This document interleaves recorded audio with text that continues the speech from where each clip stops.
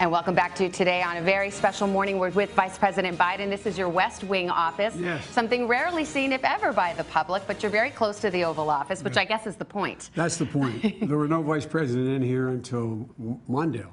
We were across the street in the so-called executive office building. Yeah. I want to talk to you about a lot of the issues of the day, but I want to start with the question that I think a lot of people want to know, and it seems strange to ask a public official this, but there's such an outpouring after the loss of Bo, and I think people are wondering, how are you doing? How the family is doing? We're doing well. We got through the holidays, and every family's gone through it. We went through knows that's the hardest thing, and so we're focusing on the inspiration that Bo was rather than the loss.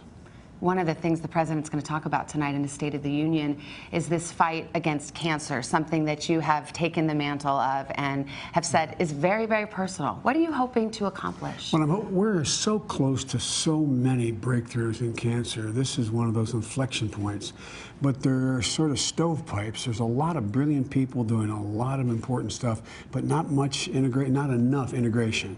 And I'm hoping, and so far the response has been very positive, from the leaders in the field to let me be the convener of these folks and move things along more quickly. So instead of breakthroughs occurring in 10 years to 5 years, I think we can change the face of cancer in the next 5 years. Does it feel like you're calling now?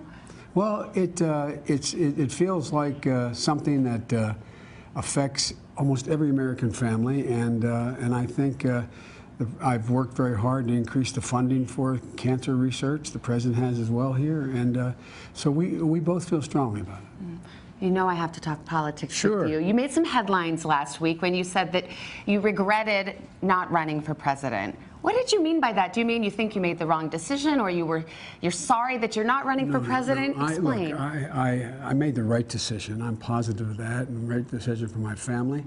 And in terms of the timing that was available, what I meant was, and I was being directly honest, was that I care deeply about the plight of the middle class and a whole range of other issues. And it's the best for in the world to have your views made known and try to convince the public of your views. But we have a full year left as president and vice president, and we have a lot more to do. Is it hard to let that dream go? Because it's one that you've held for a long time. Well, you know, everybody thinks I've dreamt of being president. I've not dreamt of being president, but here's what's hard to let go. From the time I was 28 years old, I've held public office. I was a senator at age 29. Every morning I've gotten up and I've had some policy concern that's on my mind that I was able to work on to try to change things. And it's hard to figure what replaces that sense of purpose when you're not in this office. For you, is there no scenario in which you could see yourself getting into this race in 2016? I've learned never to say no, but I can't imagine one. Okay. I can't imagine one.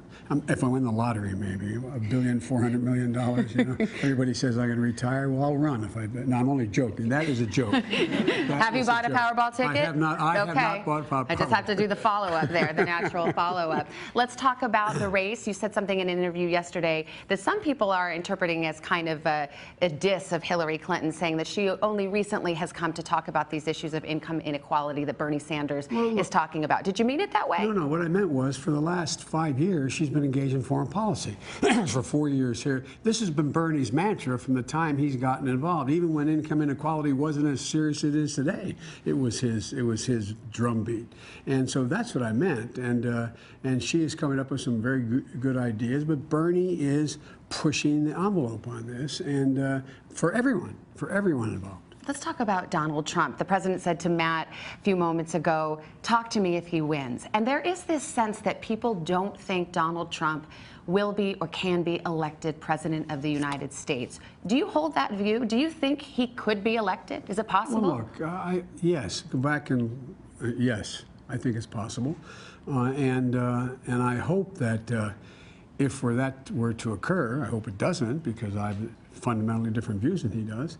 I hope that he gets a lot more serious about the issues, a lot more serious about gaining knowledge about how this nation functions in foreign policy and domestic policy. But look, that's a long way off. Do you think he's been good for democracy, good for the process? Well, look, I think democracy, the incredible thing about America is that it's so open anyone can get engaged, anyone can make their case, and the American people will listen. But this is just the very, very beginning. I think it's premature to make any judgments about who's going to do what. You've said he's been very divisive. Oh, I think he is divisive. I mean, I think he'd have to acknowledge he's very divisive, and that's not healthy. We always do best when we act as one America. We always do best when we appeal to our better angels, and we always do poorly when we appeal to our fears and our differences. As we end, tell me how your relationship with President Obama has evolved over these years. Well, it's just, look, we spend 4 to some days only 4, some days 7 hours a day together for the last 7 years. We're friends. We've become close personal friends. We know each other's personal concerns. Our families are friends. My granddaughters and his daughters are best friends. They vacation together. I'll call and ask my little granddaughter Maisie to come over. She said, "Papa, I'm going to be at the White House tonight. I'm sorry." You know, I mean, but all kidding aside, it's family, and he's become family, and I think probably there's been no vice president or president to them on a personal basis closer than he and I have been.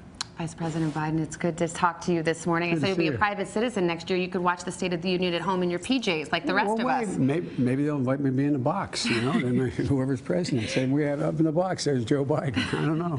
It's good to have you here. Thank you so much. Excuse me, I should say it's good to be here. I'm in your office. No, you're always welcome. And we'll be back with a lot more from the White House coming up, including a couple of special guests. Hello, Today fans. Thanks for checking out our YouTube channel. Subscribe by clicking that button down there and click on any of the videos over here to watch the latest interviews, show highlights, and digital exclusives.